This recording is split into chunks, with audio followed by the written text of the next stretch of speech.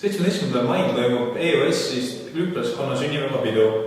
Piletit saab osta eelmüügist Tartu Ülikooli üliõpilasesindust ning maksab 2 eurot. Kohapeal on pilet 3 eurot.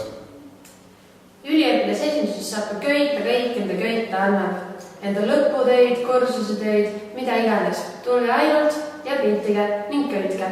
See videos on korraldama 8. seminari, kus Tanel Randmel kõneleb maastikurektoorikas. See toimub kolmapäeval kella 19 ülikooli peahoones.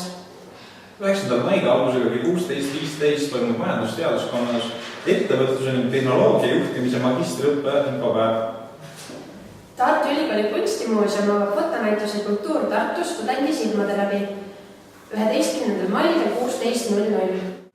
Kõigil sotsiaal- ja haridusteaduskonna üliõpilastel on võimalik kandideerida teaduskonna nõukokku.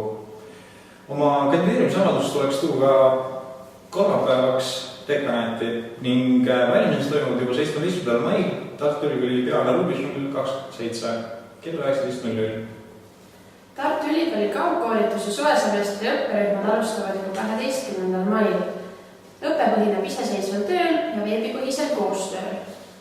Ning lõpetuseks kutsume teid uuesti kõiki üliõpilaskonna sünnipäeva, mis toimub jätkuvalt 17. mail EÜS-is, kus esineb ka Pahapolli ning plaate keerutab DJ Sten.